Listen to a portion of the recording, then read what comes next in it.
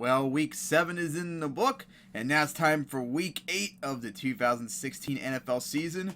And last week I think it was 10-4-1, not bad, especially with that tie. So now I have a win percentage, I think it was like 61.2% when I looked up a second ago. And to my side is the playoff bracket now. And so far, right now would be the Chiefs going to the Steelers, the Broncos going to the Texans, and the AFC side with the Patriots and Raiders having the byes. And the NFC side, the Cowboys and Vikings have the byes. It would be the Eagles going to the Seahawks, and the Packers going to the Falcons. And based upon how it's the season today, probably would say the Patriots beating the Cowboys in Super Bowl 51. Before I begin with my picks, I gotta say, after that tie with the Seahawks and Cardinals on Sunday, I am sick and tired of this bullshit overtime rules, and it needs to be changed. I mean, for crying out loud, the Cardinals got robbed, just like I think it was the Bengals got robbed in 2014 when they got tied with the Panthers, and I think the Packers got robbed when they tied with the Vikings in 2013. I mean, come on, man. And we all have no one to blame but the 2009 Vikings. They'd be like, the 2009 Saints won the overtime, the coin toss in overtime, made all the way downfield to kick a field goal to go to the Super Bowl. I mean, sure, far for that interception deep in the Saints' territory. If we didn't turn it over, we might have been able to win a field goal and go into the Super Bowl. But nope, change the overtime rules and don't blame us ever. If you don't want to lose in overtime, first win the coin toss, of course, although that's completely random. But better yet, don't put yourself in a position where you would have to go into overtime. Like Favre throwing that interception in the 2009 NFC Championship. How about don't put yourself in a position where you have to tie and go into overtime? How about trying outright win the game? So no, the overtime rules need to go back to original sudden death. I'm tired of this shit. Of course, haven't you noticed since they've done that now, since 2012, every year except last year had a tie too. So because that ties are much more frequent. And that was a really weird finish last week with the Seahawks at Cardinals, those 2 missed field goals. But man, that's been on my chest for not only like the last couple of weeks, but for the last 4 years when they did those changes. But now that's over with, let's get to my picks, and we're going to start off with the Thursday night game, which I can't wait to see tonight. The Jaguars going to the Titans. And it's funny that for the third straight year they're playing on Thursday night, but thankfully this time it's at the Titans instead of the last 2 years at the Jaguars. And man, the Titans blew it big time with that big opportunity. If they beat the Colts, they would have been tied with the Texans right now for the AFC South lead. And the Jaguars, of course, got beaten pretty badly by the Raiders, although that shouldn't have been quite surprising. Well, I'm surprised no one's really talked about the Titans right now. I mean, they're 3-4 now. They're playing pretty, not good, but pretty solid. Jaguars have been kind of disappointing pretty much the entire year. And remember that shootout they had last year too? That was pretty fantastic. Because most of the games, I think since the last couple years, have been pretty close. It's been they've been split every year the last couple of years. And the home team usually had the edge every single time. And the way the Jaguars have been playing, and seeing how the Titans shredded them badly last year, I think the Titans will win 27-10. And that would be quite surprising after halfway through season, the Titans, the the worst team last year on paper, would be 4-4 going into the season, and only not that far behind the Texans for the lead in the AFC South. So I hope to God they eventually stop doing this NFL color rush bullshit. I can't stand those pretty much horrendous uniforms. Alright, then we get to Sunday with the final International Series game in London this year. The Redskins going to the Bengals for the first time since 2008, although it's going to be till 2024 when the Redskins actually go back to Paul Brown Stadium, if it's even around till then. So the Redskins lost that close one to the Lions. They finally looked like they got back to reality after that 4-game win streak, and the Bengals handled their business with the Browns. Well, the Bengals are off to a shitty start, but that was more due to the fact they had a very strong schedule to start the year. And they did a pretty good job against the Browns. The Redskins finally came back to reality. I'm just repeating myself. But anyways, with the final game in London, the Bengals would win 30-20. So then it's the Patriots going to the Bills. Oh boy, every single year they always hype up that the Bills are going to finally beat the Patriots. And then of course the Patriots, every single year, shit on them at their place. And the Bills finally look like they came back to reality after that 4-game win streak as well against the Dolphins. And of course the Patriots right now, other than I would say the Steelers and Broncos the only other competition in the AFC to go to the Super Bowl. But the Steelers, now they've lost Big Ben for a while, so they're going to be in a shit position. The Broncos, although 5-2, They're probably the only thing left to challenge the Patriots, but the Patriots are definitely the team to beat in the AFC, like they are fucking every year. And of course, the Patriots will show that once again when they beat the Bills 37-27. And then it's a rematch of the NFC Championship last year, finally, and that's the Cardinals going to the Panthers. And I pretty much knew that both teams were going to regress last year. That demoralizing loss that the Cardinals took, and then of course the Panthers having Super Bowl hangover. I knew they were going to regress too. And at that 15-1 finish, and boy did they regress. The Cardinals seemed to have rebounded a little bit, but the Panthers of course shit the bed and off to a terrible Super Bowl hangover start. But of course the Panthers came off their bye, so they probably are a little bit healthier and probably got some time to get things sorted with the team. And of course, they've had a pretty good history of beating the Cardinals at their place the last couple of years.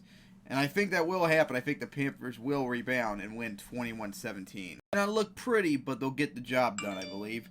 And then after that, it will be the Jets going to the Browns for the first time since 2010.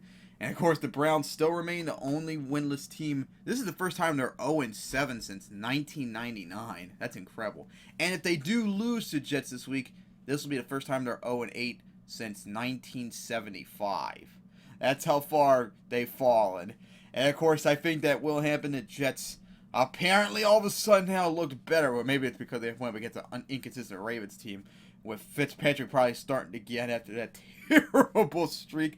Although I'm sure he'll probably not do good against the Browns either. The Browns are so shitty, they probably won't have no chance. And the Jets will probably win 24-10. Keep riding that losing streak all the way to the number 1 pick, Browns. That's probably the only thing that will happen that's good for you. And then you'll probably shit on that too, like always. And then we get to the Lions going to the Texans for the first time since 2008. And of course, as I was fearing Osweiler, I've been saying this for a couple weeks now, Osweiler's definitely not been playing good at all. Especially when they're on the road, but thankfully for them, they're at home this time now. And the Lions, yeah, they've won 3 in a row, but remember, it still is a very inconsistent team. I mean, they blew it against the Titans. They almost blew it against the Eagles. They almost blew it against the Redskins. And who was that other? Oh, yeah, they blew it against the Bears. I can't quite remember the other home game they had. I'm sure they probably had almost blew it too as well. This team is very inconsistent. And the Texans, they're undefeated at home and winless on the road. So I think that will continue this week, the Texans winning. But the way Osweiler's been playing against that Lions defense, I think it's actually going to be very, very low scoring. I think the Texans will just somehow win, probably a mistake-filled game, 13-10.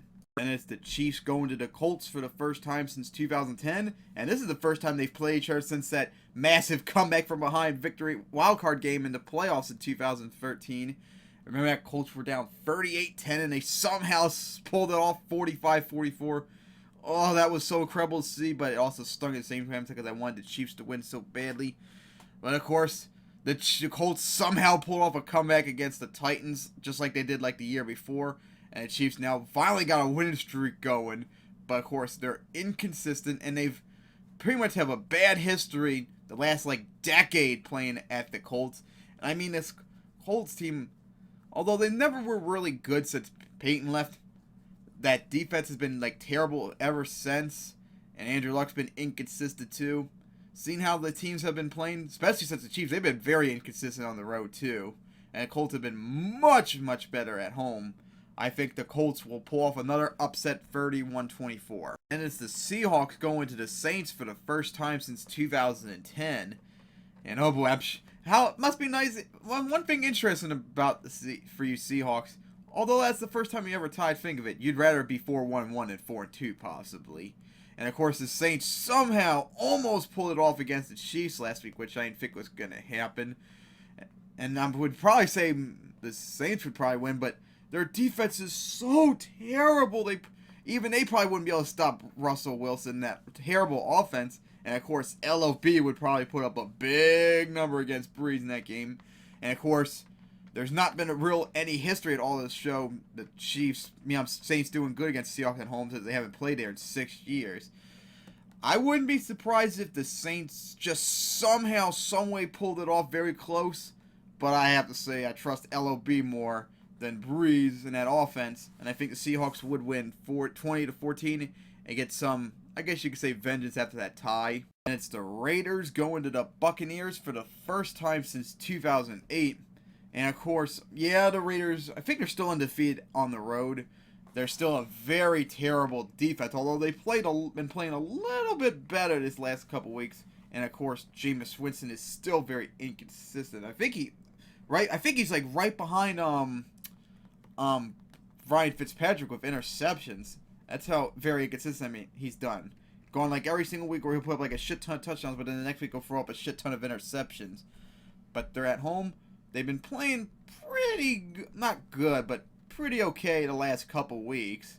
So I think they will somehow pull it off. They'll probably make a comeback against that terrible Raiders defense, and Derek Carr and that offense probably wouldn't be able to recover though. And I say the Buccaneers would win 27-24. And now we get to the 4 p.m. games, and how interesting is this to see this rematch happen just 2 weeks after the first match happened. That's the Chargers going back to the Broncos. That was pretty impressive how well the Chargers handled the Broncos when they hosted them.